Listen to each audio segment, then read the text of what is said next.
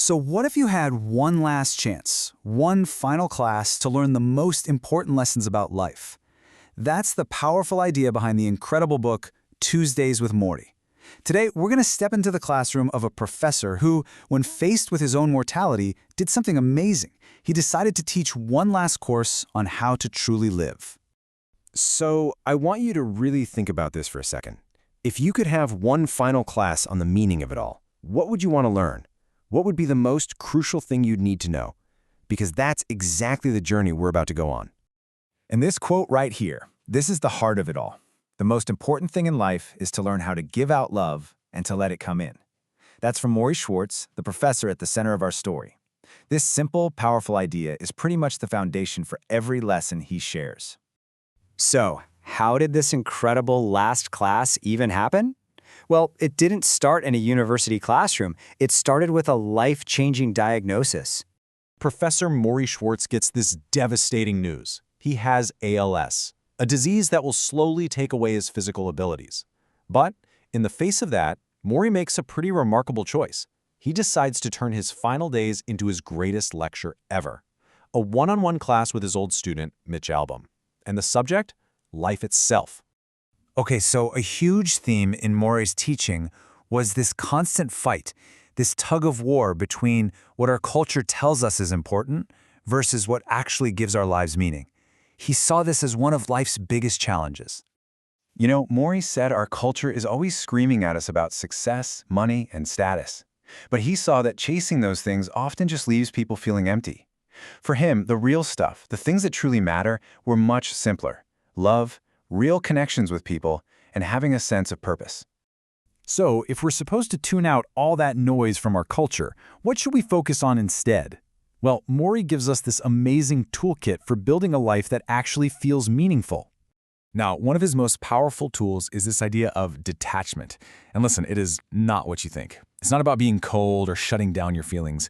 It's actually the complete opposite. It's about letting yourself feel an emotion, whether it's joy or fear or sadness, and just feeling it all the way. And only then, once you've done that, do you take a little step back so that feeling doesn't own you. It's a surprisingly simple two-step process, right? Instead of fighting a big wave of emotion, you just let it wash over you. You experience it completely. And then, after you've given that feeling its moment, you create just enough distance to get your balance back. And for Morrie, this wasn't just some theory. This was how he lived every single day. He wasn't pretending to be tough. He was totally open about his fear of the disease, about how sad he was to lose his independence. He let himself cry. But after he felt those things, he would let them go, and he'd bring his focus back to all the love that was still in his life. And Morrie's toolkit for living goes even deeper. He talked about how freeing it is to forgive, not just other people, but also ourselves, so we're not stuck in the past. He challenged a student to actually create his own values, not just blindly accept what society tells him. And maybe one of the most beautiful lessons, as his body got weaker, was about accepting that we all need each other. That dependency isn't a weakness, it's just a fundamental part of being human. And all of these lessons, they all lead up to what is maybe his most profound insight of all, the deep, undeniable link between facing death and truly learning how to live. It sounds like a contradiction, doesn't it? What if embracing the fact that we're all going to die is the actual secret to living a great life? For Morrie, this wasn't a paradox at all. It was the absolute truth. Here's what Morrie believed, right down to his core. Once you learn how to die, you learn how to live. When you fully accept that your time here isn't forever, it's like a wake-up call. You stop just going through the motions. All of a sudden, the little moments feel brighter, and your love for the people in your life gets so much deeper. Wow, we've gone through some incredibly deep and moving ideas here.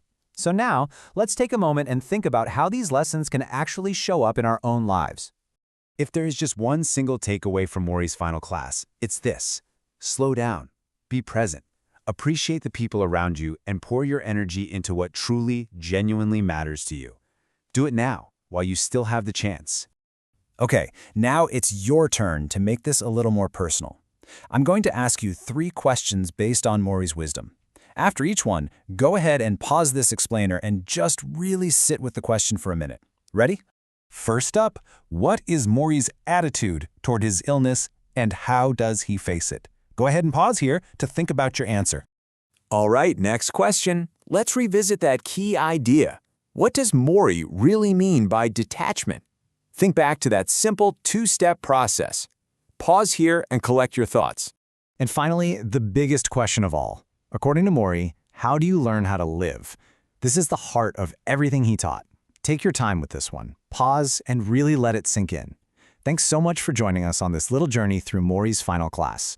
I hope his lessons inspire you to live a little more fully and love a little more deeply, starting today.